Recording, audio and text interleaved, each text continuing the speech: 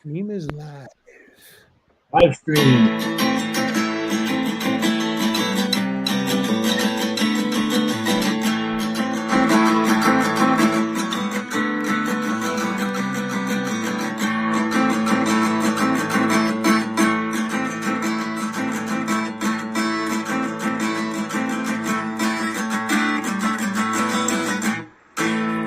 Let's talk Jaws live, baby. You're gonna need a bigger boat.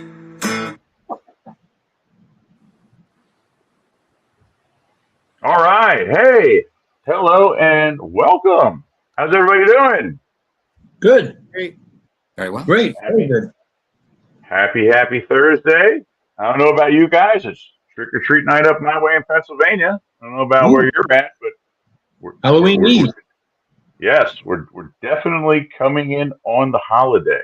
So yes, kids are out, got their costumes on. Hopefully, bringing me some candy tomorrow at school. I told them, I said, bring me good stuff. Don't bring me the junk. So I warned them. I let them know ahead of time. So hope everyone's doing well. Hope everyone at home is doing well. And we've got a special person joining us tonight, and someone who've been lucky to meet before, and love the fact that he's joining us tonight. We have um, movie maker, movie producer, director, you name it, Toby Kearton joining us tonight. Thank you, Toby. Buddy, love the fact that you agreed to come on and spend a little bit of time with us because um, short story, we met Toby on the island for the 50th, and in that short span of a handful of days, we spent quite a bit of time together and had an absolute blast. And Toby, I have to say you're very humble about yourself because um, the more I would see and the more I would find, you've got a lot more going on than what you lead on. And so, very impressive. You're not someone who wears that out on their sleeve. So, very impressive. What I'm seeing. Yes. Very kind. Thank you. Thank you. Very nice. Very nice. So, Toby, give us a little bit about growing up. So, where are you from? What was life like growing up, pertaining to driving you in the direction that you went in? hmm Well, I grew up as far away probably from film as you can get, really. I was in a countryside in the UK in the east of England. Funny enough, I spent a lot of time and grew up and studied in Britain's oldest recorded town in a place called Colchester that was famously burnt to the ground by Boudicca, right? And it was a really interesting place to grow up. But what really got me on my journey was I come from the generation of behind the scenes DVDs and a lot of documentaries by Mr. Boozerow, matter of fact. Yes. And that was really what interested me a great deal about the cinema. It was like, okay, that's what a director does. That's what a production designer does. That's what a set is, or what a set should look like and function. And that really kind of got me on the track. I got bit by the bug when I watched those, and I thought to myself, how do I get there? Well, how do you get there? You start making stuff, and I didn't know anyone or know how to talk to actors, but I had lots of Lego sets growing up, so I did stop motion films with Lego, and that subconsciously, I think, allowed me to say, okay, this is what a medium shot is, and this is what a wide shot is, and through these little plastic men, which I think set me on my way. But when I'm very lucky to be involved in something that I truly adore and truly love, and as a result, that gave me access to the great movies and the great movie makers, and Jaws being one of those, and the story behind Jaws being a huge inspiration and influence moving forward. Wow. Mm-hmm. Impressive. And what impresses me more is it seems like you had that premonition from an early age. Yes, I mean, really early. Yes. I mean, you're getting into this doing. I apologize. I didn't mean to interrupt you. Go ahead. No, I mean, most of the rooms I walk into now, I'm the youngest guy there, for better or worse.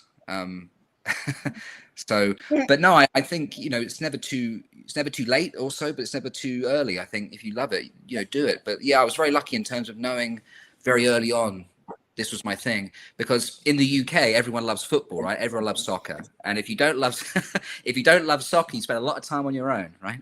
So that was kind of my situation, and the films and the movies were one of those things that gave me variety and gave me a voice and gave me a leg up in terms of what was being done there, and also I think the timing is perfect. You know, I came of age, as you like, when really great work, we were being spoiled by the amount of great work that was coming out, you know, for both independent film and Hollywood. So, which I don't think is really being done today. So I was very lucky. That was kind of the window in, you know, so that was great. And I impressed me that as a kid, you were taking Legos and you were trying to set up wide shots. I mean, as a kid, yeah, I wanted to go up in a space shuttle when I was that age. I wasn't worried about filmmaking. So in all seriousness, I think having that foresight at that age kind of shows something going on upstairs beyond wanting to be the fireman, wanting to be the policeman, you know, so that thing. So it shows that there's an early passion and early drive. And, you know, you speak to your time period of growing up during DVDs. We were all blown away and mesmerized as adults when that came through, because prior to that, you had to know what time it was going to be on ABC, or what time this was going to be on. And when, you know, first the VCRs came out and you could record and rewatch. And then, you know, when the DVD came out, I mean, that's when it really just blew wide open. And so, yeah, very interesting. I mean, for me, what that 95 documentary did, which for me is, I think, the best documentary, you know, document in terms of the making of the film, is basically what the Jaws log did, I think, in the mid-70s to people. Sure. People like Kevin Smith and all these directors that became filmmakers because of Jaws. I think that Boozer Road documentary, and I said it when I saw him. I was lucky enough to meet him and talk to him for a while, and I said that documentary it opened the floodgates. And for most part, that documentary is just talking heads. It's not the kind of conventionally, it's not the kind of documentary that I like to watch about film. I like to be a fly on the wall on the set. I like The Heart of Darkness, those type of documentaries, you know, where you see the production, you see the struggle. But that documentary was so insightful and so precise and so rich of anecdotes and stories. It really kind of opened my eyes. And no one ever said, "Oh, making Jaws was an easy ride." I think that's why I enjoyed it so much. Sure. Yeah. And that documentary came out with the Laserdisc, if you remember. Well, I remember buying that Laserdisc because that was the only way it was available in 1995. Was part of the 20th anniversary big box Jaws Laserdisc, which was when I first saw that documentary, it was tremendous. I mean, people bought before I had a Laserdisc player. Yeah.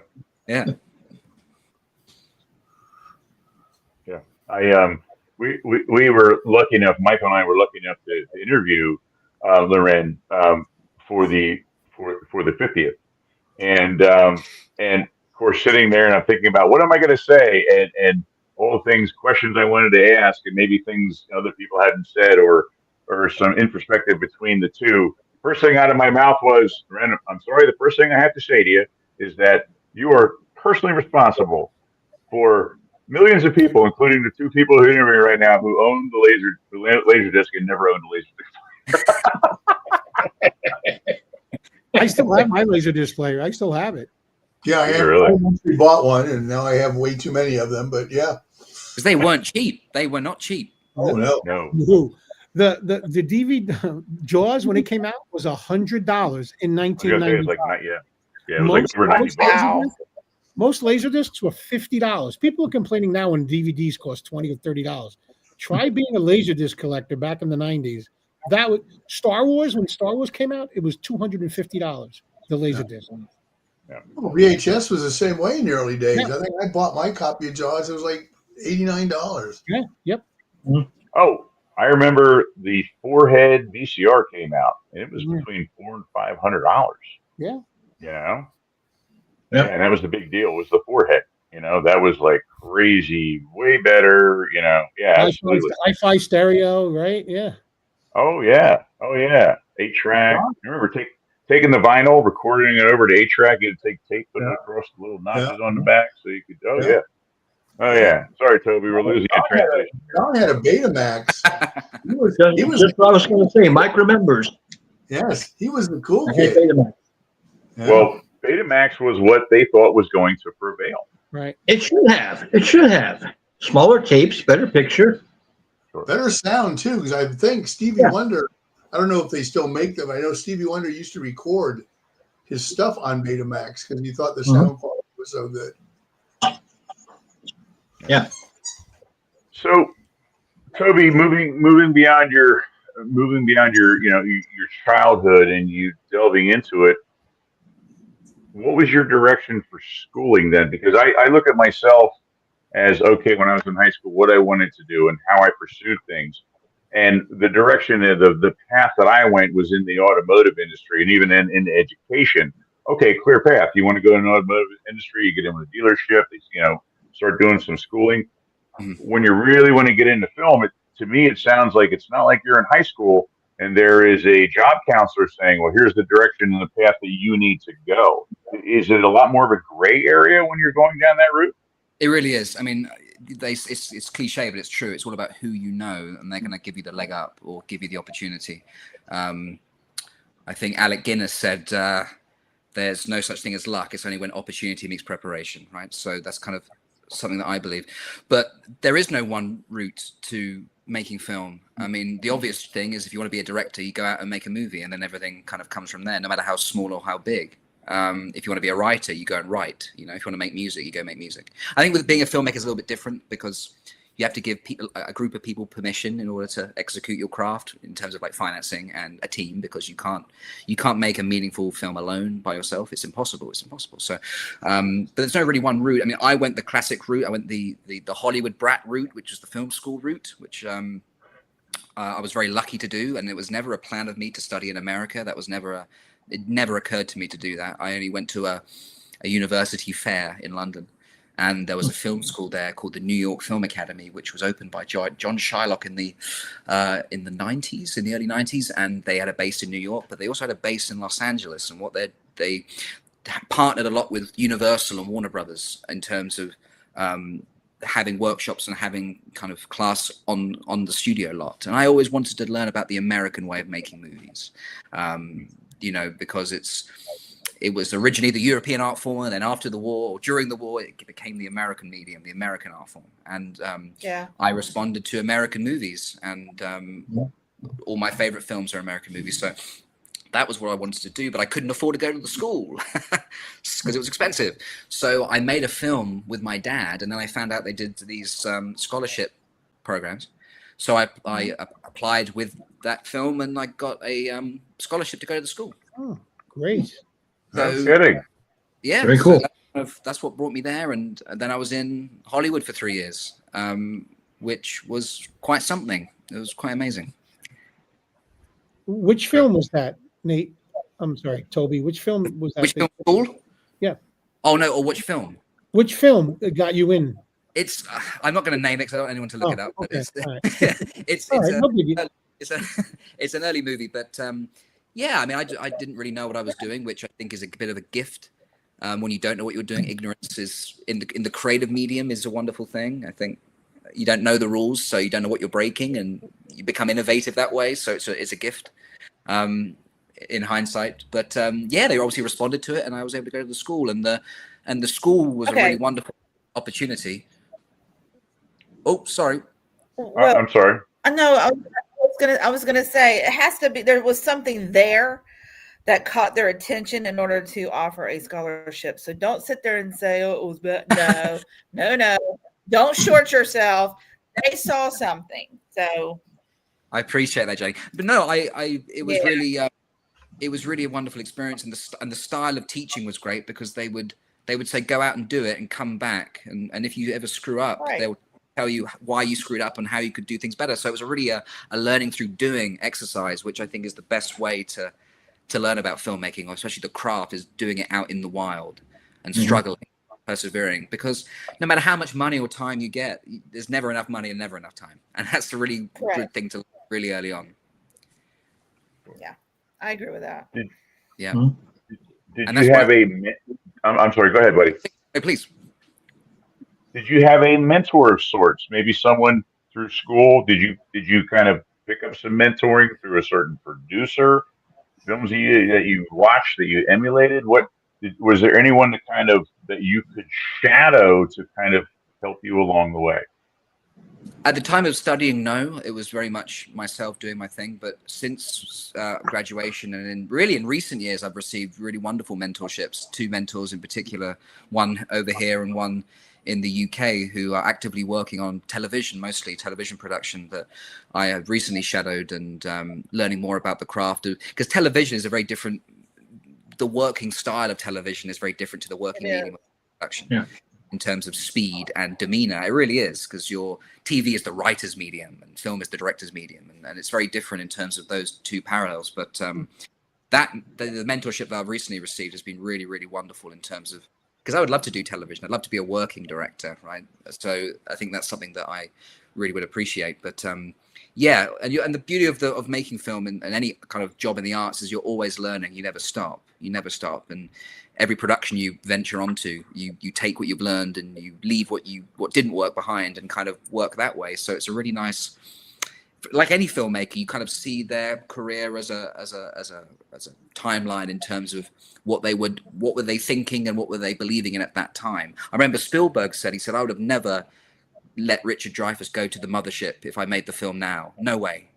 But as soon as you have children and a family, right, these things change the way you see movies. And I recently saw a film, I highly recommend it. It was called Train Dreams. It comes out on Netflix soon with Joel Edgerton. Beautiful. And Felicity Jones. Beautiful. Small little movie, but really beautiful. And I met the director, Clint, his name, and I said to him, I really love the film. I can't wait to watch it in 10 years. Again. Because it's the type of movie that you know for a fact as you age and as you become wiser and you appreciate life a little bit more, your perspective changes.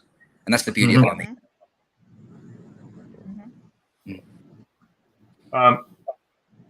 So, can we talk a little bit about some of your short films?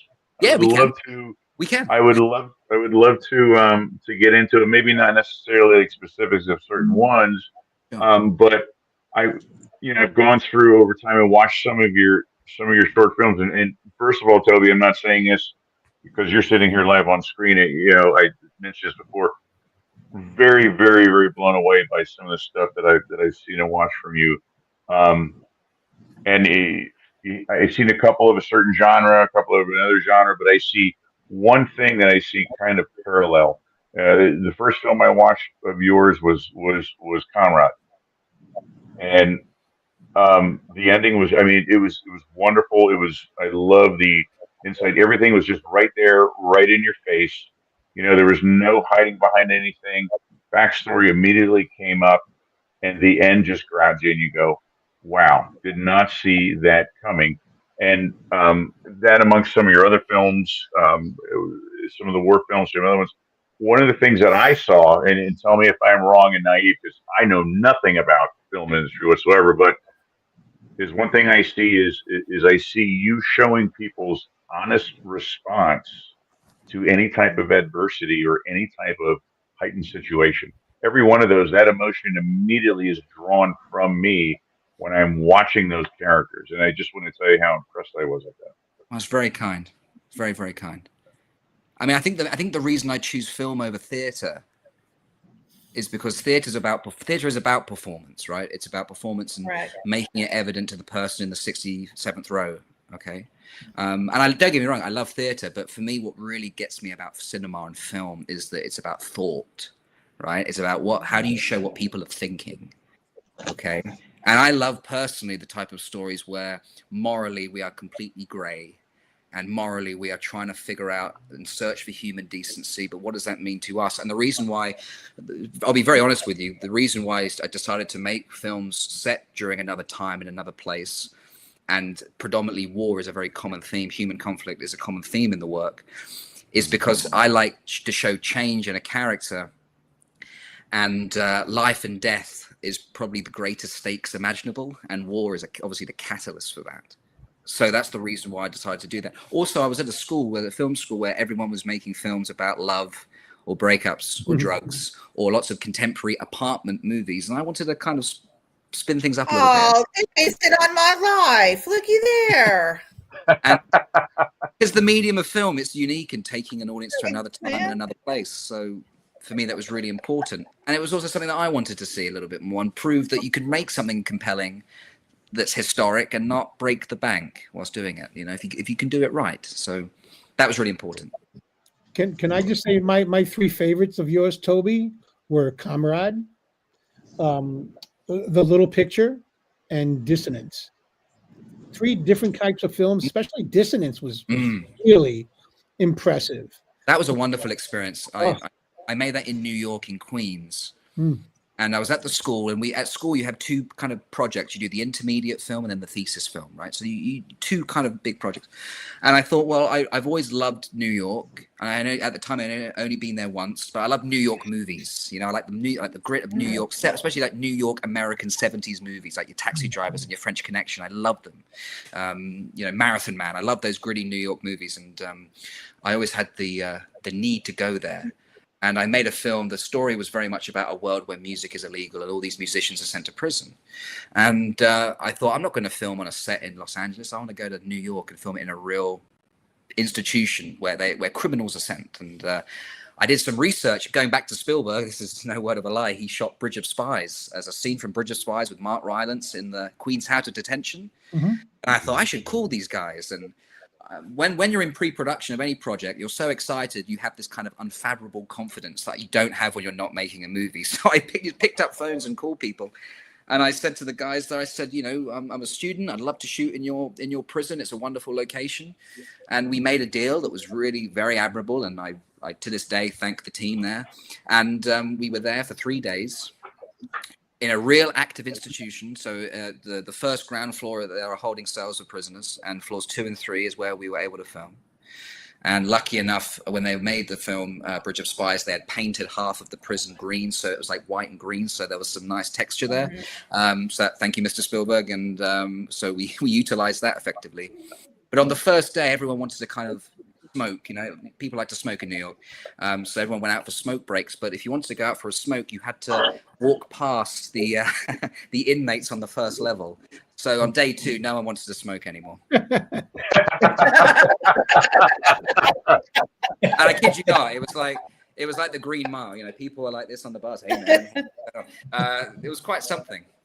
I got told off for talking to one of them. I wasn't allowed to talk to them. I got told off by one of the guys. You can't talk to them. Sorry, sir. You know, but everyone was very gracious and kind, and that was a wonderful experience because I was 19 when I made that in 2017, and I didn't really, again, know in hindsight, not know what was going on. But we had a great team of people that just wanted to tell a really good story. And the film is a silent film. There's no dialogue because the people don't have a voice in our society, and the film is black and white because, you know, a world without music is a world without color.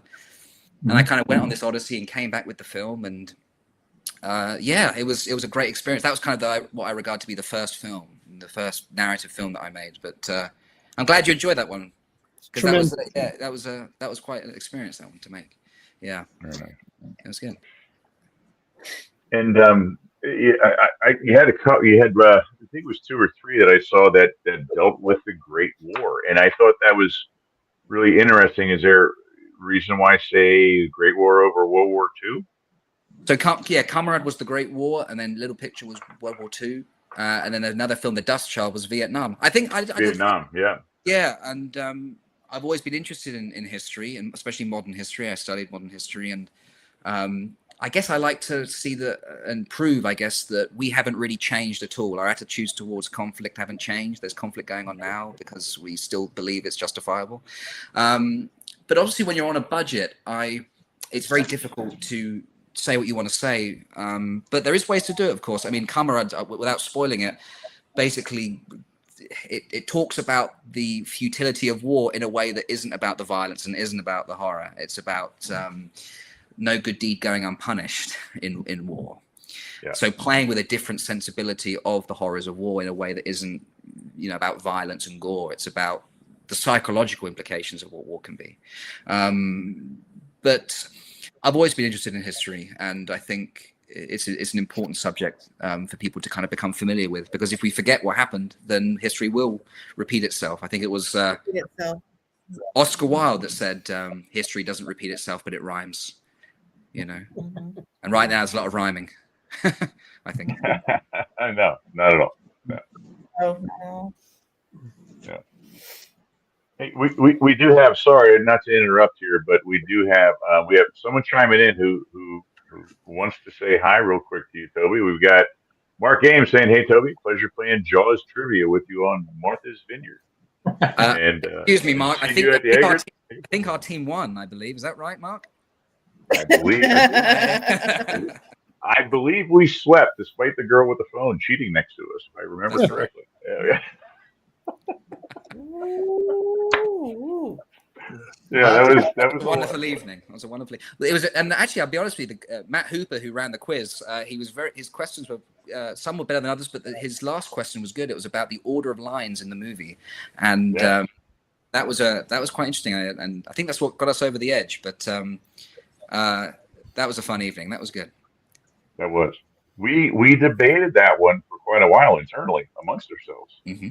It was a very, very good question. What was the question? Do anybody remember?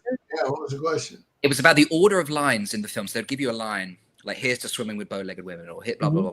And I think that was the line that we were talking about, because "Here's to swimming with bow-legged women." I think you think of drinks, you think of them drinking, you think of them in the cabin, but no, "Here's to swimming with bow-legged women" is in Quint Shack, so it happens before. In the shack with that, yeah.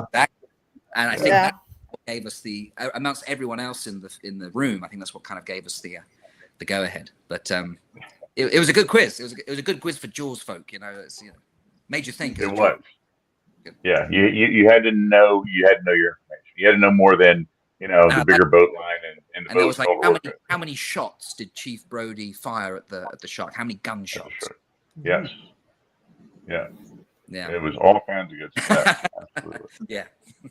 Toby, did you say you worked on Train Dreams, or you saw Train Dreams? I saw Train Dreams. I wish I worked on Train Dreams. I saw it at a screen in London, but the cast and the director were there. I'm part of Directors UK, which is a like an association of screen directors. It's not a union; it's like an association, and they had these wonderful intimate screenings in basements in Soho in London. Very small screenings, and the crew and the cast happened to be there. They're there most evenings, and they in the bar afterwards like to mingle. And I met some wonderful people as a result of doing that. And okay, because John and our friend and Nate, we had dinner with him when you were down in Florida. Our friend Corey was head of makeup on that film. So I just wondered if you worked on it, you maybe ran into it. But yeah, we did. Corey. Yeah. The wonderful movie. I look forward to it. Yeah. So you have your first, I want to say it's your first full-length feature film. That's correct. You're currently working on, and obviously I'm not going to sit here and badger you to divulge a lot of information, but can you give us a little bit of background? In fact, I think I have a picture I can pull up. Yeah, that's it. Wow.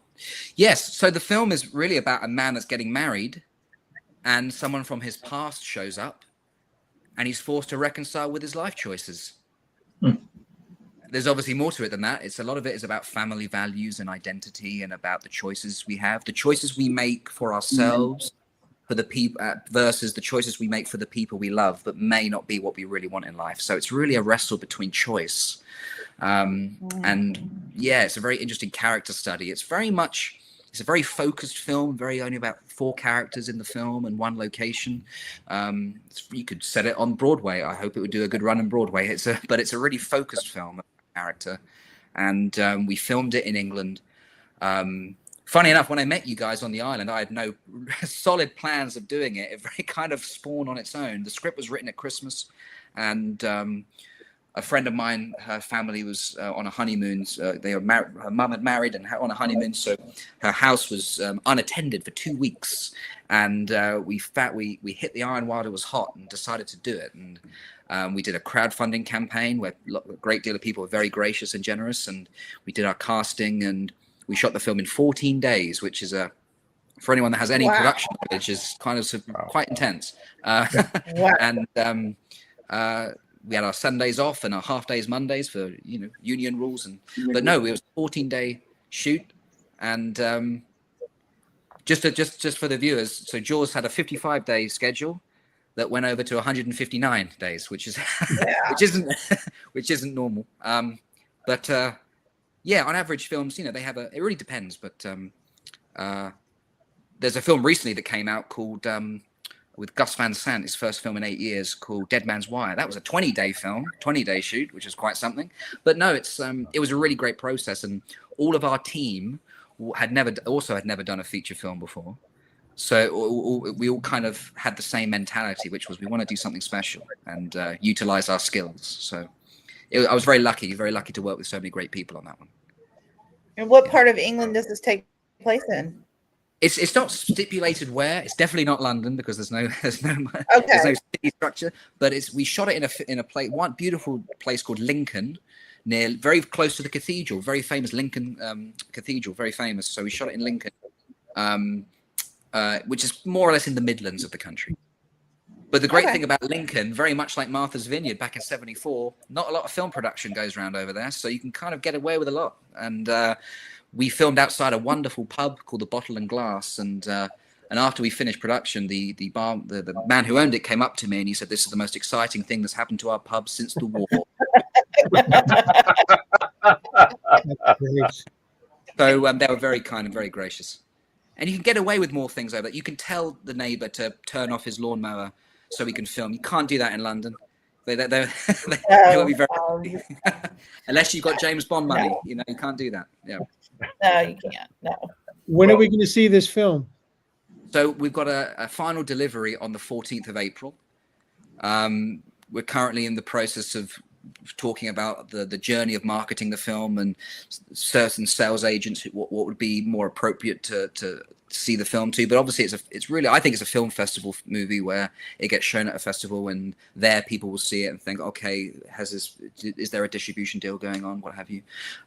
Because with feature films compared to short films, feature films have a far longer shelf life, in terms of its outreach. So there's no, as I speak to you now, there's no solid plans onto, we want to go here, but there's definitely film festivals that I think would like the film more than others. I think that's a really important strategy. There's a great film festival in Edinburgh that make films about the films that they select are very much about family, and family values and skeletons in closets. So we'll see what happens.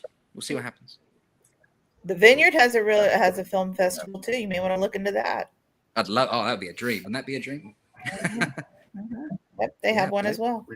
A few comments kind of coming in here pertaining to our subject. There's a couple people stopping to say hi. So James Scott from over in the UK, who is one of our regulars, he's saying hello and good evening, Toby. And Victor Billy's joining us from Canada as well. So hello, guys. And we have Mike's good friend Matt joining us, who often he's one of our regulars. First thing he says is, so you're saying Mike Smith was on the losing trivia team? Mike wasn't there. Mike had already left and gone home. Supplying answers to people that ran up to his table. So Mike didn't lose anything.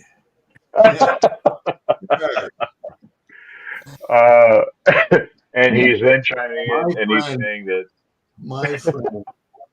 It's a good name. The bottle. Yeah, sounds like a great name of a pub. Yeah. Mm-hmm. Yeah, I was going to say that sounds like a place for me and Jen there, Nate. I think we need to go. And you think I'm not going to be there? Are you kidding me? Sure. Not with us, no. And another question for you here, Toby. Does the film have any songs? And if so, who's the artist? There is a scene in the film which is a long sequence that the characters are listening to music. So yeah, I mean, getting a song is when you have very little money as a filmmaker is a bit of a challenge. The reason why there's very little Beatles music in films in general is because they're immensely expensive, even for studios that have money to spend. But I know the process is, if you want to use a film in a movie, you have to get the license rights from the record labels to obviously use the film, but also the sync rights. So you have, if your scene is very controversial, okay, the label has to approve that their song can be used over a certain sequence. So if their sequence is a man shooting a dog, Paul McCartney may have problems with his music being used over a scene of someone shooting a dog. So it really depends. Or eating a hamburger. Or eating a hamburger. Yeah. So, but I think Oh my God. our route, Matthew, will be finding someone who will be willing to write a song for us, or to send Matt your script. He'll write you a song. Yeah. There's a couple of artists that I've met recently that have expressed interest, so we'll see what happens. But and in terms of score, they'll have an original score. All of the short films mentioned have had an original score. Funny enough, all the films that I've mentioned, all the shorts, they have one thing in common, which is the composer. His name is Ramesh, based here in Los Angeles. He's a wonderful composer.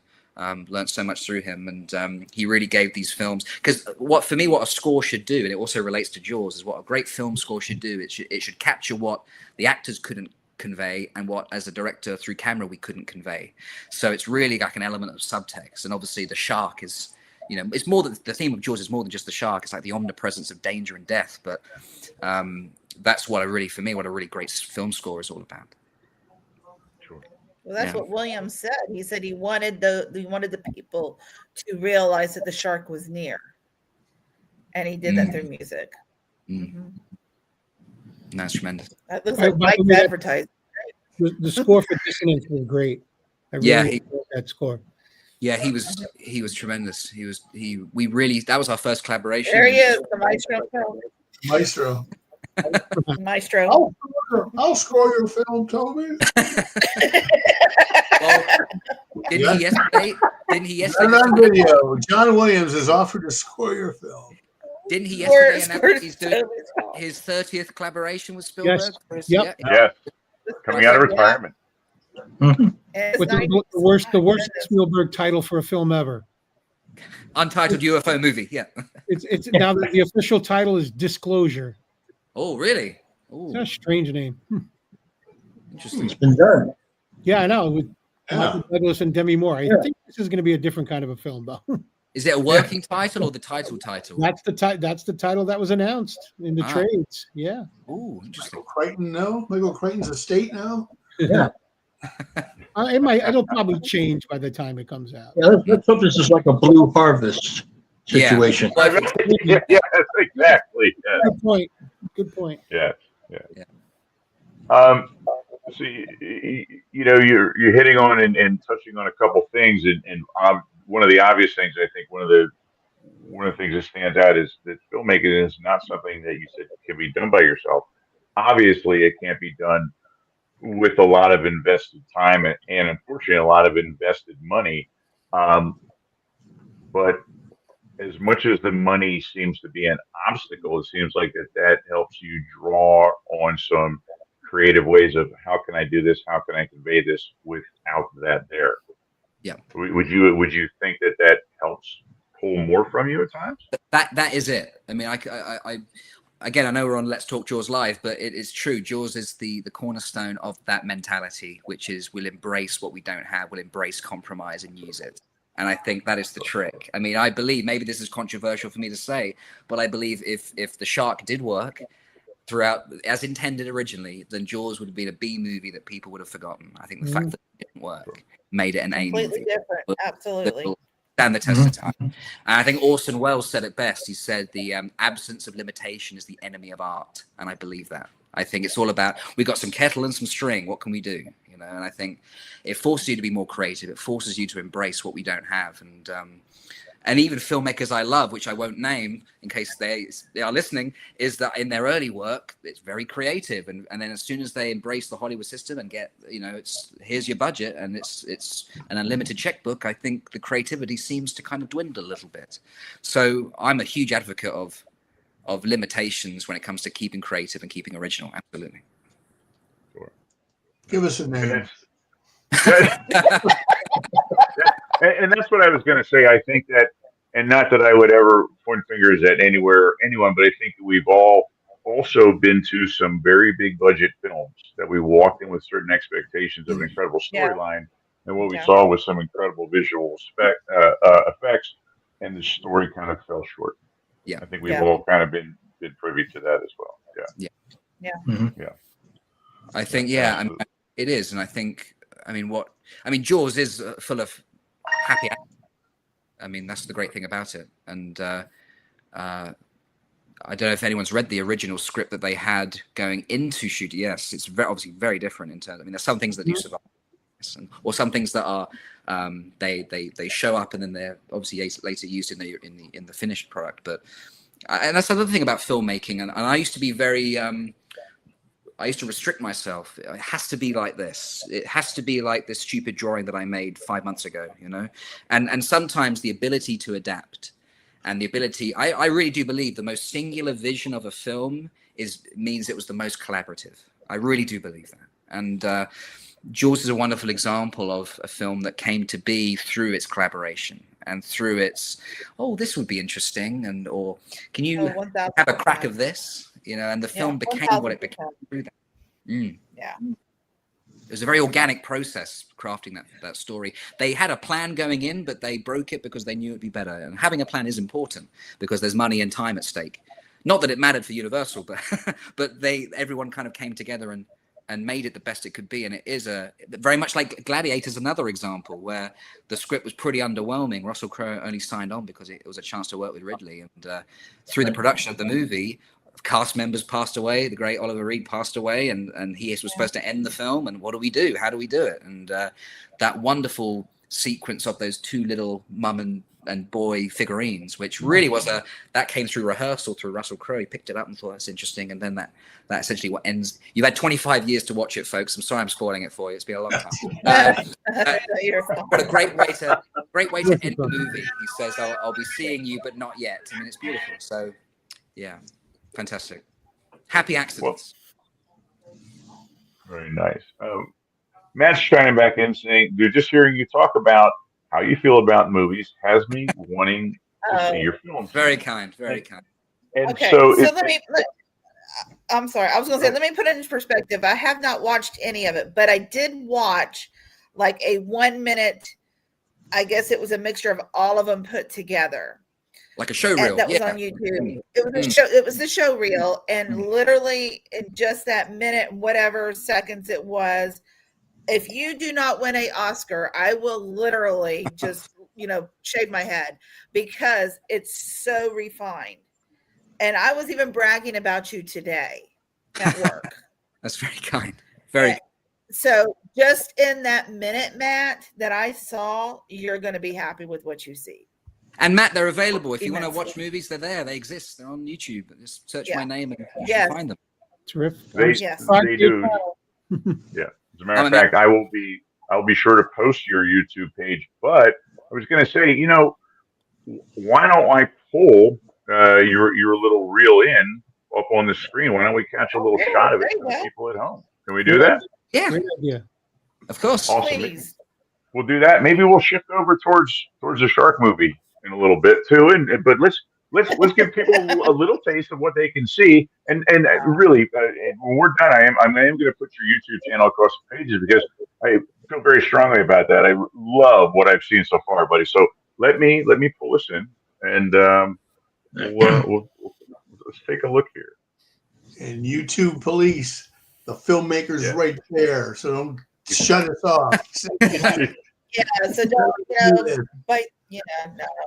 Yeah. He's giving us verbal permission. He's sitting here with us. He's saying it's okay. So here we go for you guys at home. Check this out. Yeah, some great scenes from some wonderful films. Do you have a life outside all of this?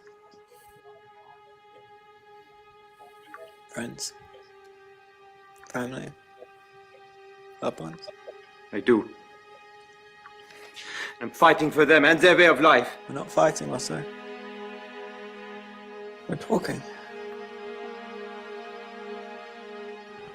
Alpha needs medics. We can't hold them off much longer. What's your position? Over. 4.56 on the LZ. Heading to the wounded. We need you. Roger that. Hang in there, man. We're coming. Wir werden umzingelt, Herr Frisch. Uns wurde der Befehl gegeben, uns zurückzuziehen. Ist noch jemand von denen hier?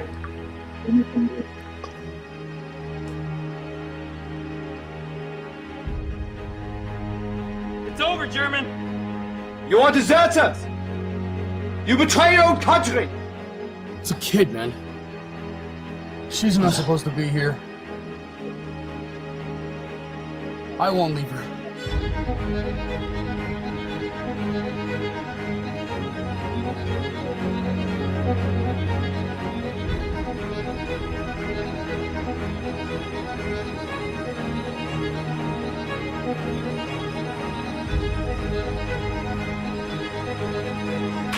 Stick by me.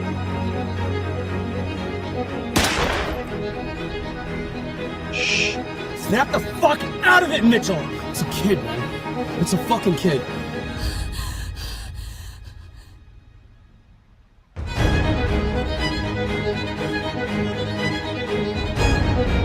Put down your weapon! I said I'm armed, soldier! Yeah, so am I!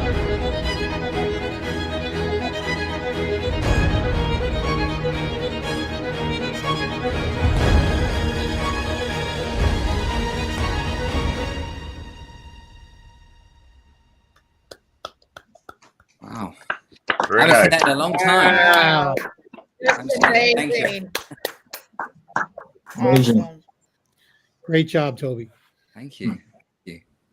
Very, very nicely done. There's some wonderful. I mean, I'm a strong believer in if it isn't hard work, it's not worth the trouble. You know, and then none of the projects has ever been easy or because otherwise, what's the point? I mean, being challenged is great, and struggling is a good thing. It makes it worthwhile. Pain is temporary, films forever. I think Michael J. Fox said that. It's a great quote. That'll be on my gravestone, I hope, because it is worth it in the end, because it's eternal. It will outlive me. If I have children, it will outlive them. It's a wonderful thing. So I'm very grateful to have found it. Very nice. Very nice. Matt's chiming in saying riveting for sure. Kelly Devlin's chiming in saying hello as well. And Robert also is saying, hello, hope everything is going very well. And yeah, absolutely. I mean, it's been a tough year. It's been a tough year. There's no guarantee. I think our industry is still recovering, and in the independent world as well, which is where I reside, is more of a struggle. I think in America, there's slightly more of a kind of a crossroad for the studio film and the independent film. There's slightly more access, mainly because I think the independent film came from America, and in Britain it's a little bit different. There's a bit more of there's one big club and you're not in it type mentality. Sure. But if you work in the industry in Britain, in the commercial industry, I mean, it's the place to make movies, certainly. But if you're making films with kettle and string like myself, it's a little bit more challenging. But yeah, I mean, you just got to persevere. Mm-hmm. So, Jaws. What age were you? That's what I want to know. How old were you saw Jaws? When I first saw Jaws? First saw Jaws, yeah. Young. 6, 7, young. Ooh. 6, 7, young. Yeah. That's my dad to thank. My dad got me on all these movies when I was probably thanks to him, Everyone was watching cartoons and I was watching Jurassic Park when I shouldn't have been, and I remember these images. I remember the dude on the toilet being eaten. I remember the guy Quint spitting the blood. They're tattooed to your brain, and they are triggering sometimes. But then when you revisit the films as adults, you realize that wow, it's fantastic. So yes, probably my dad's fault, and that I'm in this profession. But Back to the Future was a big one. That was a big one. Which, by the way, they're showing in California here. They're showing it in 4DX. I think tomorrow. Re-released, right? It's here in IMAX. That was telling me. Yep, it's in IMAX today too. In IMAX, so yeah, so 4DX would be a great way to see it. Yeah. Oh yeah. Smashing through that barn, Yeah. Mm-hmm. No, but nice. So you get the manure dumped on you, then you're like, ugh. Yeah. This is too realistic. But no. So what takeaways still follow you from Jaws? Say that follow you over into your professional side. Well, I think Jaws is a great film. I think objectively, it's a great film. No one I've met doesn't like the film, or if they don't like the film, they at least appreciate the film.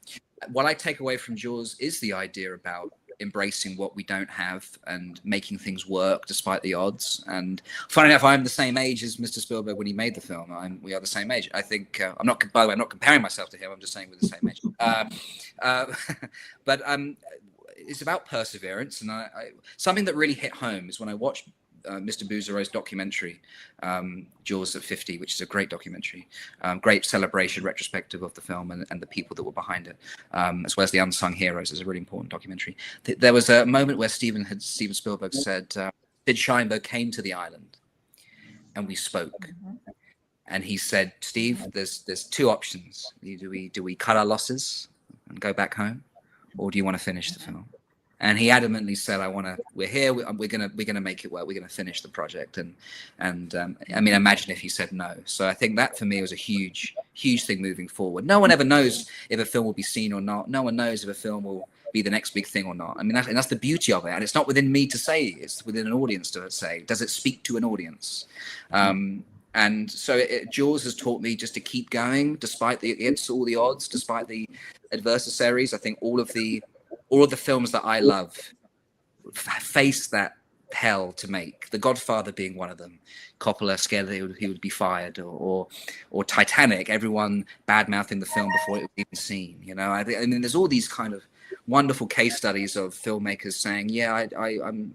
And also, you have to be a bit loopy. You have to be a bit crazy. I mean, I do regard myself as being a little bit removed from sanity, but you have to have that kind of that do or die mentality to get a film made, because it's taxing, both physically and emotionally. It's not for the kind of the someone that wants a breeze. It's a challenge. It is like going to war every day in the best possible ways. You're with a team and you're fighting through the unknown. But so Jaws is more to me than just a film. It's kind of a way of thinking that has kind of propelled me forward, and I hope continues to do so.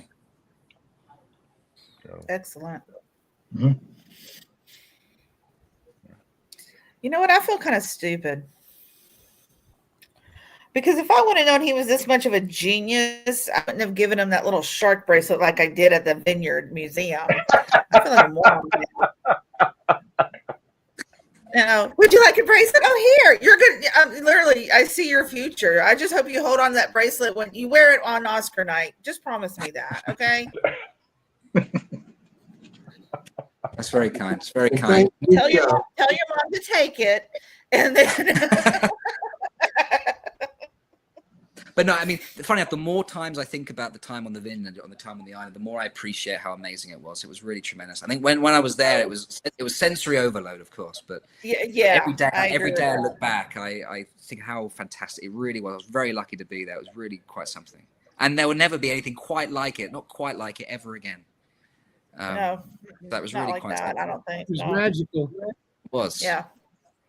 It really was, and it almost, unfortunately, after a couple of days, you start to take things for granted. And now, weeks later, I go back, like, for instance, the night that we went to see the movie, it was you, your mother, David Wharton joined us, Jamie, Mark, a bunch of other people had joined us. We walk into Edgartown. You walk into Amity to watch Jaws. We go and we sit down, we watch it. And as we're standing outside and then going into the film, what shows up but the cast from The Shark is Broken shows up. Remember, they were filming their little promo, and they had the seats taped off, trying to figure out why and who was going to be sitting in them. And it was them. It was just those little magical moments. You're like, oh, that was really cool, And I mean, so much of that just took place. It really was. It was. I was lucky to be there for 3 weeks. And I thought we'd have like 4 or 5 days that were incredible, and I had 3 incredible weeks. I really did. And you speak to the truth of that. I don't know if I'll see those things again, or to that capacity. The one thing I did is I carried a T-shirt around, and I just had anyone who I came across and spent time with sign it, including everybody here. And I framed that thing, and I have it hanging up. And I look at that and I think back to some of those, or someone will post a picture and I'm like, oh, dear God, I remember where we were, what we were doing that evening. And just incredible time. Yeah. Phenomenal. The great thing was, meeting all of you guys, all the Jaws family that was on that island when will that ever happen again? When all of us are together, meeting for the first time, or not? And like I ran into you so many times, Toby, like on the street, at the signing, at the reunion that day. It was great. Like we were like a community of just, even though there was a lot of people there, it felt like a family. It was, and it was great because I'd seen posts of you guys and what you guys represented. I'd read Michael's books. I'd know of everyone, and then when everyone's there in one place, it is surreal. It is wonderful, and it was really special. I'm trying to think. There was nothing quite like it. It was a very strange feeling. It was a beautiful feeling. I'm existing in the world of my favorite film and sharing that experience with people that also adore the work and adore the film. So it was really unique because there's not many places you can do that. I mean, you could go to Twin Pines Mall. It's a bit sketchy around there in Hollywood, right? But there's not a lot of places you can go to where the film was shot that hasn't changed in half a century, and experience it with the people that adore it. So yeah, it was very unique, very unique. Incredible. Yeah. Do have a comment or two popping on here. Number one, someone is questioning the shark bracelet. Mark wants to know. Oh wait, I'm sorry, I grabbed the wrong comment there. Matt wants to know about the shark bracelet. What was the shark bracelet? I think he's upset that he didn't get. Oh my gosh! I think I have some left. I'll send it to you, Matt. I'll get your address. I'll get your address. We had a wonderful person who donated shark bracelets for me to pass out. They're just like the little rubber bracelets that you get at a party store, but he donated it for us, and I just handed them out. And if I would have known then what I know now, jeez. I got one. I've got mine still, the blue one. I know. I gave one to you, and I gave one to your mom. So very nice. Joe Alves had one. I got that one too. So I got two. Yeah. No kidding. Yeah, Joe. The Joe Alves. Yeah, I got the Joe Alves one at the signing, right, Toby? When he's at the signing, that's what it's mine. Yeah, I believe so. Yes. For the book. Yeah. For the book. Very nice. And Mark is chiming in saying, Toby forced me to go buy a zip-up hoodie from the Shark. We were standing out on the sidewalk. That's right. He said, I'm going to go get a hoodie. I'll be right back. I said, go wait for you. And I bought a hat from there because I liked the hat that said Martha's Vineyard, from The Shark is Broken. And I know I got a blue color, and I went there the next day, and most of them were gone. And I thought, dude, you got to go there before they run. They leave. They're sold out. But that was great. Yeah.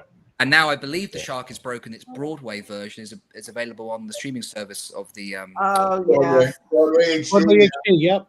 Yes. So for anyone that missed it, they can now experience. It was so good.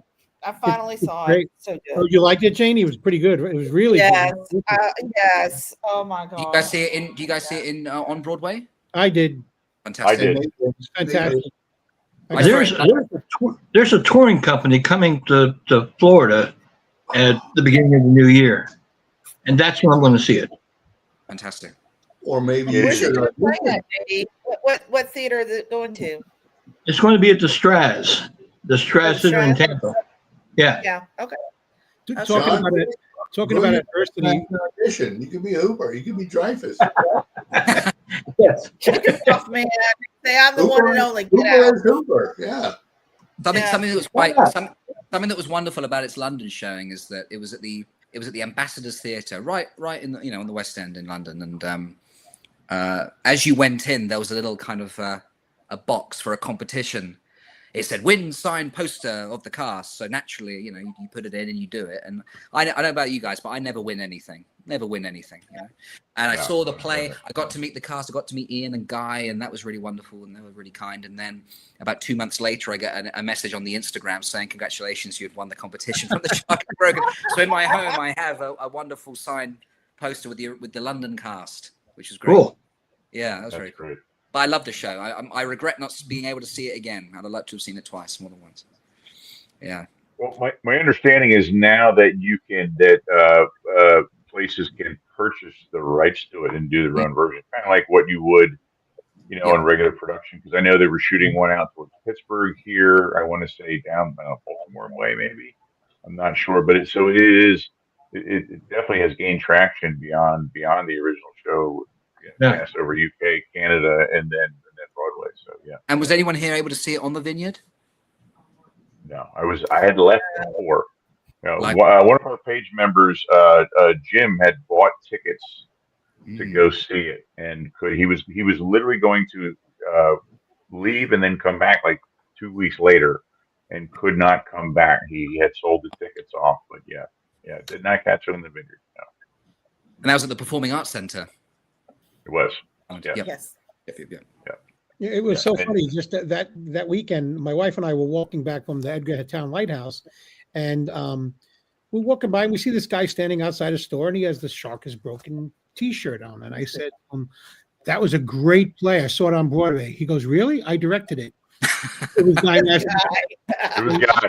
We had a great discussion with him. He told him his real name is Gaetano Masterson. He's Italian, his Italian roots, and he told me that it was a real pain in the ass having that show on Broadway. It was like really tough to get it on Broadway and produce it on Broadway, but it was great. It was great meeting him. It was terrific. He's a wonderful cat.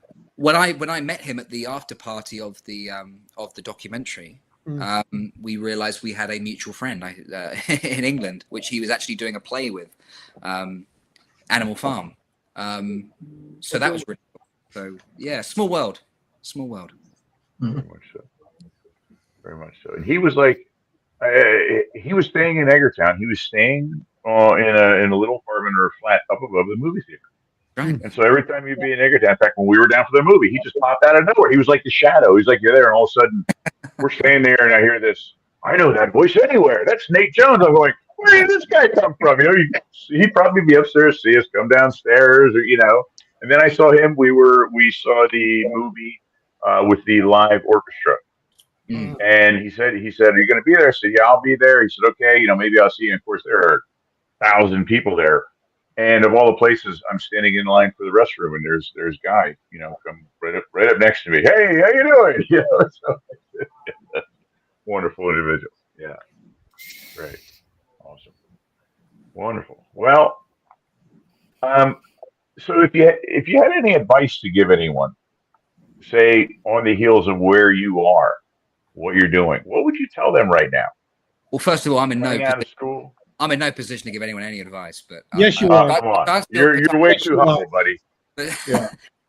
Just don't take no for an answer. No matter what everyone says, oh, you can't do that for that amount of money. You can't do that. That's not possible. I mean, just use that as fuel. I know I do all the time, even today. I mean, you see it in people's eyes. They look at you like you're some sort of space alien. Are you kidding? Are you insane? But I feed off that. Kind of notion. And I mean, life's too short. I mean, do what you love. If you want to be a dancer, if you want to be a musician, if you want to direct movies, make it happen. And I really believe if you want to make films, no matter how small. Use your pals, use your dad, use your mum, use your dog, shoot it on the iPhone. I mean, and then you can call yourself a director, and then you're a director. Then everything else from then on is a bonus, And watch movies. It's like if you want to be a great chef, you got to taste a lot of food. You got to know what works for you and what doesn't. Oh, that's a good one. There you go. Finding your voice is a great way to, and so watch great work, watch good stuff, and then you'll find what works for you. But do what you love. We live in a world now which is a bit very uncertain. So I think why not struggle and with something that you love to do rather than struggle with something that you despise. I think it's very simple. Yeah. Wise words. Awesome. All right. So I'm going to put you on the spot with a question or two. Top 2 films outside of Jaws. I love One Flew Over the Cuckoo's Nest, which is also its 50th anniversary. Really? Mm-hmm. And also beat Jaws. Right. Beat Jaws. Oh, of course, a very controversial choice. I apologize, everyone. No, great film. You kidding? That's what you know. But for me, that was the first movie I saw. I thought, wow, film is more than entertainment. There's more to this than meets the eye. And I saw it when I was very young, and it still lives in my head rent free. That movie, it's a really important film. Nothing defeats the human spirit. That's what that film's all about, and it's a very empowering story and told in a really fantastic way by a director called Milos Forman, who did Amadeus. He was from the Czech Republic, and he knew exactly what it meant to live in a hostile country. And I really believe if an American director took on that material, it would be a very different film. I don't think it would be the film that we got. So I think he was a really important collaborator for that. That was really quite, and also the first film produced by Michael Douglas, if anyone knew that. Yes.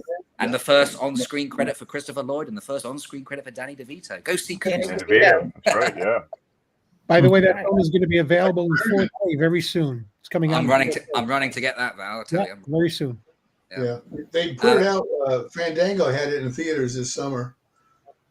They put it out for like 2 days. Yeah. I love it. And then the next one, number 2, I do love There Will Be Blood. There Will Be Blood. That's a great example. Do love There Will Be Blood.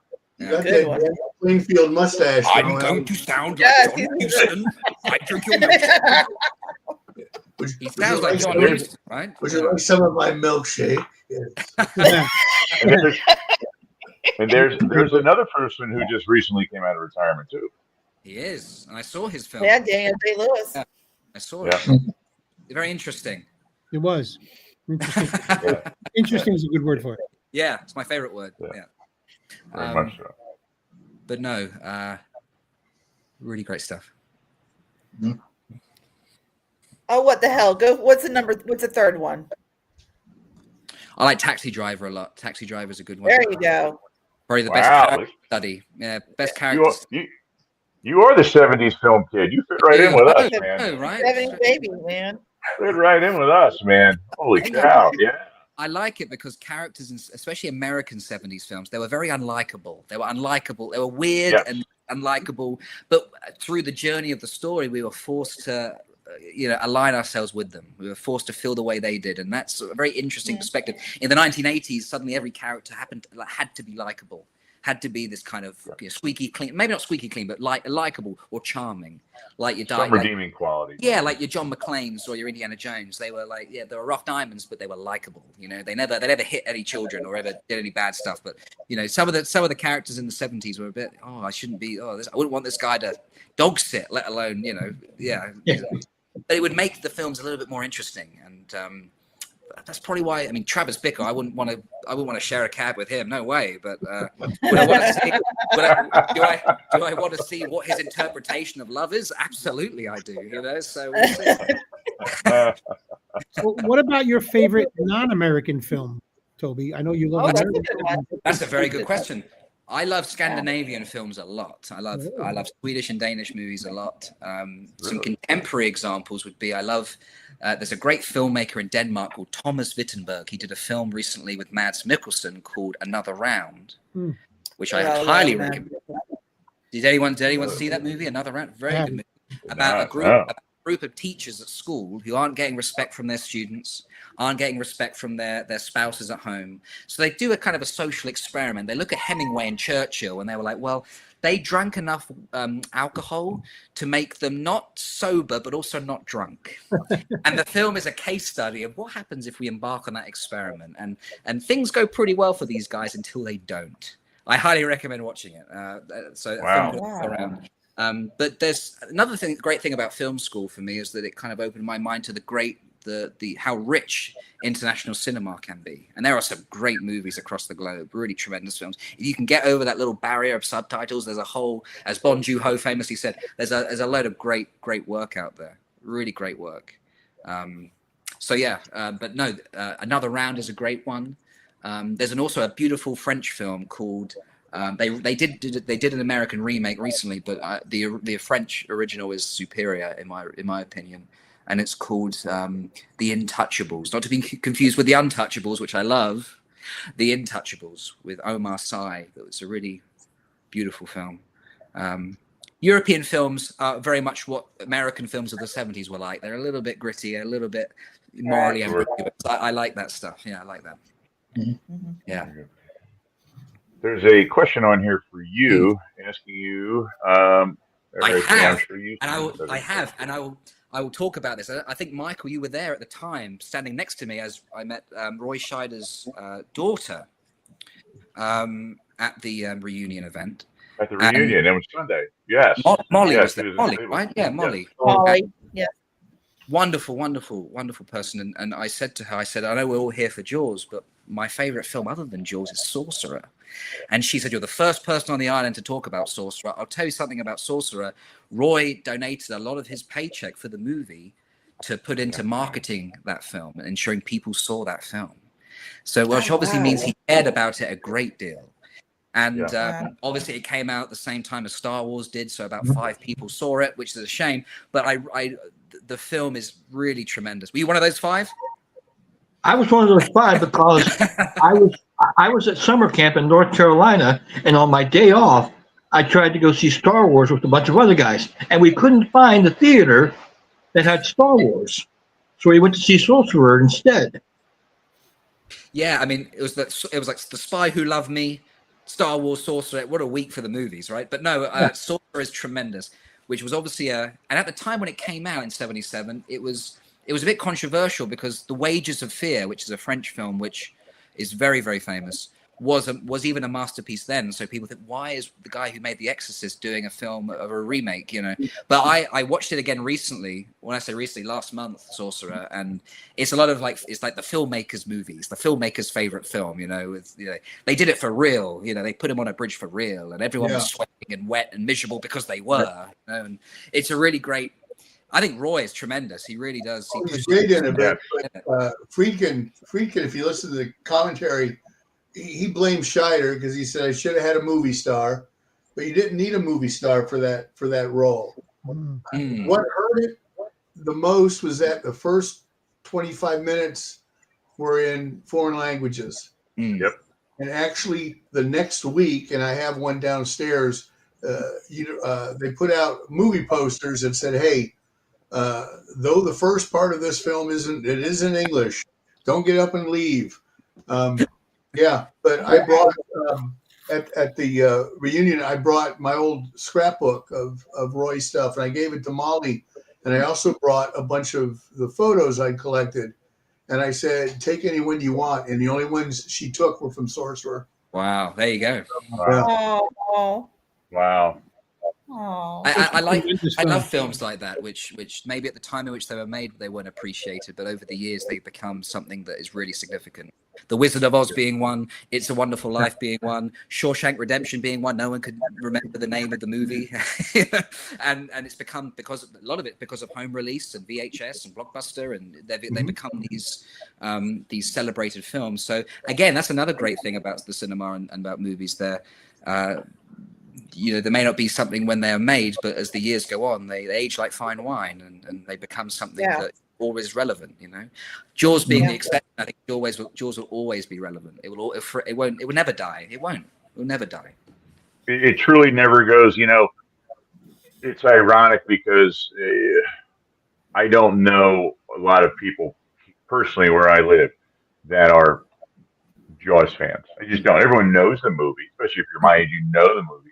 No real big fans, you know, outside of our group that we have. And so obviously I don't say a whole lot. I mean, everyone knows that I'm a big nut, big fan of it, whatever. But since the 50th has hit, now people are coming to me because they want to talk to me about the relevancy of it and about the impact it has on society. And you know, and I'm not going to say, well, yeah, I understand. I realize that. Wow.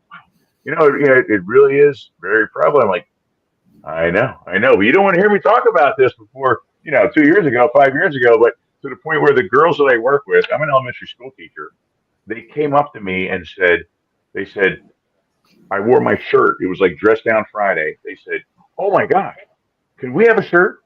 Could you get us a shirt? And I was like, oh yeah, $100 a piece. I can get you a shirt, no problem. No, so I said, oh, I get a shirt. And they said, better yet, what if we dress up as Jaws for Halloween? So we are going as Starks and Jaws character tomorrow at school for the Halloween party. I'm like, oh, nice. How cool is that? That people that outside of it would never even acknowledge it. Now it's like all of a sudden it's like, wow, that breadth of relevancy is back again. 50 years later, and it's back, and people are realizing not so much the impact it had on movies and movie making, which obviously did, but the impact that it has on conscious, on life in general, really, very much so. It's very interesting to see that. Say hi. Hi, Trying to everybody. come back around. Juanita, hello. I mean, the word I iconic is thrown around a lot these days, but I'm struggle to think of something that is less iconic. Yeah. I mean, people know about the movie even if they haven't seen it. You know, I mean, it's Oh, and the poster itself. I was talking to someone at the Academy Museum yesterday just about the poster for maybe longer than I should have talked to them about it, but I get very passionate. That is arguably the most, when it comes to like marketing a film. When it comes to marketing a film, there's nothing as the message is so clear. Woman shark. That's all you need to know. Any language, any culture. That's all you need to know. I'll tell you what's cool about it too, because a lot of people don't realize that it's kind of based on what happened in Mattawan. And I'm in healthcare here in the U.S. and one of my patients is actually from Mattawan and knows the story. And when he found out that I was going over to the vineyard and the show and everything, he's like the #1 fan in the office now. And so it's amazing that we can talk about it now. And it goes, like Nate said, it went away, but now it's come back. And they're like, okay, what do you know? Tell me something new. Do you know anything good? And I'm getting this from my patients. And I love it. Love it, love it, love it. So what is your favorite scene in Jaws, Toby? Oh, there's one. Easy for me is the scene where Brody's tying the rope. He's trying to crack the rope, and then you're on Robert's shoulder from Quinn, and he's eating his cracker. He's eating his cracker, and then I don't know if you noticed on the show reel. I love eyes in movies. Eyes is the window of the soul. Yes. Lots of eye shifts and kind of what Robert Shaw does in that moment is, I think, fantastic. Not a line of dialogue spoken. He secretly prepares himself. It says everything you need to know about the character. Yeah. And it's also the first time I think you really truly see him in fishing mode. In like he's really kind of focused. He's not drunk. He's not sarcastic. He's not ironic. He is. It's life or death now. These guys have no clue what I know, right? And it's so rich, and I adore that scene. Sometimes I just watch that scene. I go on YouTube and find it, and it gives me a little bit of euphoria watching it, because it's a great piece of craft, great piece of performing, and it's just that's my favorite scene. I love it. Great. I love how everyone knew. I said find the road. Everyone knew. Everyone knew. Oh yeah, you could. Well, you know what gets me is the first thing he does. He stops eating that cracker. He pauses, puts it away. Yeah, and I think he kind of rears back, and if I'm not mistaken, does he kind of touch the hat a little before he starts to lock himself in? He does. He's like, it's like body language. He's no longer slouched in the chair eating a cracker. Yeah, he's getting into battle mode is what he's doing. Yeah. It's time, and the eyes are staring on the school. Yeah. Yep. Yeah. And then Hooper comes along and just pisses him off, It's also from a filmmaking standpoint. Technically, it evokes tension so well. You have Quint reading himself. It's all in close-ups. I mean, that's really a Hitchcock thing. How do you create suspense? You show a series of close-ups so you're really focused, and then you obviously got the chief doing his rope. So it's from close-up to close-up. It's also, yes, you've got like the rumbling of a score, of a suspenseful score, but a lot of it is just the boop and the water and the heightening every sound. And then when he finally obviously gets the rope, he's finally done it. The reel comes through and we're in. It's just a masterful bit of filmmaking. Get behind me. Yeah. Toby, did Thomas Vinterberg do The Hunt? He did, which is also a great one. Yes. Great movie. Yeah. Okay. Yeah. Have you seen The Hunt? Yes. The Hunt. Mads Mikkelsen. Yeah. Okay. Nate, have you seen it? I have not. No. Well, it's set at school, so you should watch it. Yeah, and it's not good. Yeah. Really? Is it? Yeah. You probably don't want to see it as a school teacher, but. Yeah. Yes. Also, Thomas Vinterberg, he made a film in the 90s called a very influential film called Festen, which was the first film of the Dogma movement, which was a Danish film movement where you weren't allowed production design, you weren't allowed any lights, you had to handhold the camera. It was kind of a new movement in Europe at the time in the 90s. And yeah, he made that's a really great film. But yeah, all of his work's tremendous. But The Hunt is a great one. Yes, The Hunt is tremendous. Really good. Very cool. We've got 2 or 3 comments I just want to kind of pop up, and we could maybe hit the pause button. To be honest with you, we're pretty well into here, trying to be respectful of time, but I want to hit a couple of comments and hit the pause button as we're talking about Jaws and relevancy. We had a big birthday that got celebrated yesterday. I thought we'd do a quick little dedication to Mr. Dreyfuss if we could. So let me just pop a couple comments here that were chiming in as we were having engaged in that conversation there. Let's see, what do we have here? We've got Mark chiming in saying there was a film that was shot near where I live that Sam Elliott did, The Man Who Killed Hitler, and then The Bigfoot. I'm not sure how big it was outside of my area. It was a decent film for the budget. Yeah, it's a good one. I saw that. It was fun. I mean, I love Sam Elliott. Hitler and Bigfoot. That's right. Yeah. Together? Wow. No, how'd you get them in the room? That's what I want to know. Yeah. It was Hitler, then Bigfoot. I think. Yeah. How did they not win the war with Bigfoot on their side? Good Lord. It was like an outtake from like Valkyrie or something, maybe. I don't know. Got him in there and put the suitcase under the table, and it made a sound I did not want to hear twice. And then Matt's chiming in and saying, "Yes, Nate, this is the time they realize they need to suck up to the big guy." Talking about your Quincy in there, Toby. Yeah, absolutely. Yeah, very nice. Yeah, so I thought we kind of hit the pause button, and we do have, yesterday was Richard Dreyfuss's birthday, and everyone sitting here in this show right now can remember the moment that Richard Dreyfuss walked into the room on June the 19th. I mean, was it me or was that complete and utter magic? I mean, I was completely blown away by that. I have very fond memories of that, and luckily you guys, Val, one of them, Jamie, Toby, I'm sure you did as well, took some incredible shots of that scene. I did not. I was worried about all the wires taped to the floor, someone tripping, and that was my number one concern. If you watch, I am literally going behind him like this, going, "No one's going to fall today, guys. It's okay. I got this covered," And yes, and I was so I was in a panic from the moment Mike told me. Mike literally walked up to me and leaned over and said, "Richard wants to come to the show," and I went from being I'm doing okay to I'm not doing okay anymore, Yeah,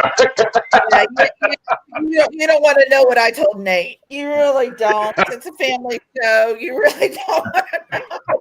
And I don't get rattled by a whole lot, and not that I was, but at the time I was like, "Oh my gosh, I cannot believe that this is going to happen." And when he comes down the hallway and he comes walking in and he tips the hat, which is Val has the hat, and he says, "How many people in this room are over 50?" I remember it like it happened 10 minutes ago. And then he said, "We buried sharks here." That was his phrase as he walked into the room. We buried sharks here. Yeah. So that was incredible. And yesterday was his. Do you remember what Casey said? Casey says, and it actually because it was Toby's birthday, and she says, "I'm about to give you the best birthday present ever." Right. That's right. Yes. Right. That's right. I remember. Wow. Yeah. Am I right? That was incredible. You didn't really know officially he was coming until well I into did not the know event. until 3 minutes before the show when I saw a wave from the back of the room and I recognized Richard's business partner. And I went back to say hi, and he leaned in and he said, "Richard wants to come on the show." And I was like, no, this is no, we don't want him. No. And I was like, "You liar." Like, seriously? He goes, "Yeah." He goes, "Okay." And what we had planned to do was have him come in and sit down. That's why if you watch the show, I say we have time for one more question. Guy in the back, and he was going to stand up and ask a question. And everyone would recognize him, whatever. But Jeff Kramer recognized his wife out in the hallway. And then he said something like, "Is he with you?"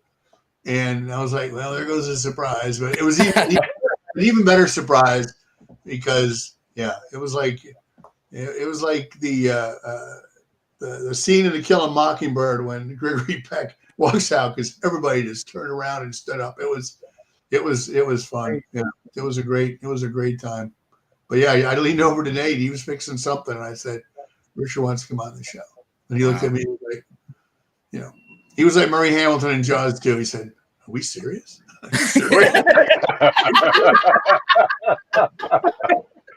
It was a great start to the celebration. For me, it was the first event of the essentially of the celebration. It was the first official event.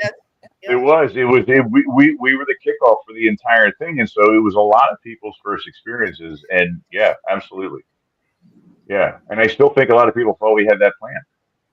It set the tone. It set the tone for that whole weekend. The whole weekend was a weekend of fun and surprises. It was great. Fun and surprises. Yeah, my response was get the blank out. That's what I told Nate. That was that was quite an incredible experience, quite the day. And like you said, that was one of many. I ran into so many people, saw so many people, and had wonderful conversations. And even as our show ended, so we were supposed to be out of there. What time? We were supposed to be out of there, I think, 3 o'clock, 4 o'clock? 4 o'clock, because they were setting up for a Juneteenth thing that night. Yes, there was another. They were using the room, and I remember Kathy and Lauren were both like, "Oh, great, but we got to have you out of here at this point." Because I was going to stop, say a few words. We had like shirts and this and that out in the hallway there. And when Richard came in, it was like all bets were off, including them. They were standing back in the corner going, you know what I mean? We ran over and over, and then at that point, Cassie had come up to me and she said, "I hate to do this." She said, "We really have to wrap this up." And so I tried to nervously find a spot to cut off Richard Dreyfuss to say, "We want to thank you guys for coming. This has been, wonderful." And I was really concerned about that because I did not want to interrupt him whatsoever. So yeah, it was also another thing I was just mentioning as well. I think it was just a really pleasant experience. I mean, I got nothing against Star Wars. I think Star Wars is great, but the fans of Star Wars are a little bit crazy, right? Right. There's something about the Jaws community of people. There's a level of respect and dignity that I really appreciated, and that room in particular. It was quite a small room. There wasn't many people there at all. It was a very intimate experience, but everyone was very respectful and very pleasant. And not just at that event, all the events on the island, everyone was really kind of kind. And I expect, I'll be honest with you, going in there, it's going to be a couple of intense individuals, but no, everyone was really respectful and kind and gracious, and so that was that made the experience itself ever that more kind of engaging and pleasurable. I thought it was great. Incredible. Awesome, thank you. Well, I gotta go, kids. Toby, it was very nice meeting you.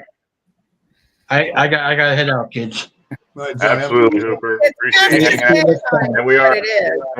And I do apologize. We are kind of running over on time, Toby. I apologize and try to be courteous of your time as well. But we do want to, speaking of Richard, we do just.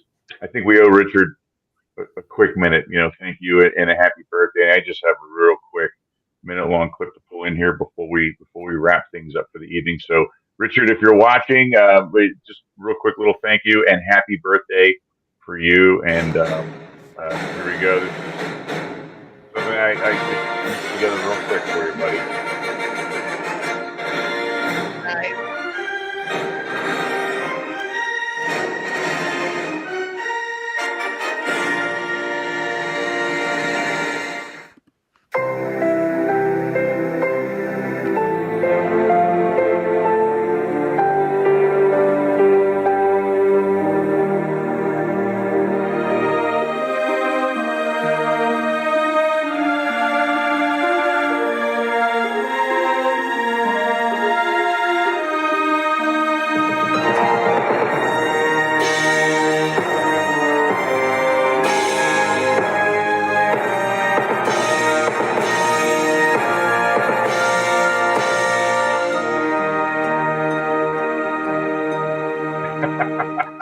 That's my photo. Oh, yeah. Toby took that picture. Toby, that's why I put it in there, buddy. Yes. That's great. Very cool. Very cool. Happy birthday to Richard. Yes. I don't know about you guys, but after the island, I rewatched all of his filmography. Did you really? Yeah, No you bet I kidding. did. Yeah, from like American. I know he did things before graffiti, but I kind of started with graffiti. I may have watched Dillinger as well. You know, Dillinger. Mhm. Yeah. And something that I really appreciate. I'd seen it before many years ago. Is Mr. Holland's Opus. Oh, incredible film. Beautiful. Sure. Beautiful. Oscar nominated. Yes. Yes. Yes. Glenn Hegley. I took another great picture that day. Hey! There you go. Yeah. My That buddy was a Toby. hot day. Good. That was a hot day. Looks That was. It was. It was. Incredible. Incredible. Well, Toby, we want to thank you, buddy. I'm sorry we kept going for an hour and a half, which is probably longer than what we should have, but I'm happy to be here. I really want to thank you for coming on. It was nice to sit down and honestly listen to you talk shop because you're a very humble individual and a great person to be around, spend time with. And you didn't divulge this side of yourself to us outside of the fact that you did a little bit with film. And so, yeah, very, very neat to see this side of you that I didn't get a chance to see. I'm very intrigued and honored to have you back on and have you to hang out with us. So I want to thank you very much for that, my friend. Thank you. Thank you for having me. Absolutely. And Give your love typically to what your we mom. do. Yes. Please tell Mom we said hello too. Yes. Okay. Tell her we said hello. Yeah, she was great. Yes. Best of luck and continued success, Toby. You're going to go Yes, far. most definitely. We know it. We will be following you. I am going to post your page up across here, and please, when things come out for the film that you're working on, please let us know. I'd be glad to post it across all of the pages, and we'll promote as whatever I can for you, buddy. Very Wonderful. kind. Thank you. Thank you very much. Absolutely. So we have a little tradition that we do here. Instead of saying goodbye, what we do is we do a little fins up. I'm not That's how we say goodbye here. And we typically let Quint take us out by singing farewell and adieu. However, I have a nice little surprise treat for Toby. I don't even know if he's ever seen this, but we sang farewell and adieu. I do remember. while on the island, and I happen to have a clip of that, and so that's going to take us out tonight. So I'm going to roll that clip out, and that's where we're going to hang our hats this evening. So I want to thank everyone for coming on, spending time with us tonight, and thank you for the comments and things. Mark, Matt, Robert, everyone that hopped on here tonight, James, you name it, and thank you very much. Thank again everyone. Every Thursday, it's my favorite day of the week, and Toby again. Can't thank you enough for hanging out with us. So we'll pull up our video and we'll let that take us out, and we'll call it an evening. So thank you very much, guys. This will go full screen. So have yourselves a wonderful week, wonderful time, and Toby, enjoy your time in the States, buddy. Thank you very much. Thank you. Cheers. Absolutely. All right, here we go. Ready? 1, 2, 3. Farewell and adieu to you, fair Spanish ladies. Farewell and adieu, you ladies of Spain. For we've received orders for the sail back to Boston, and so nevermore shall we see you again.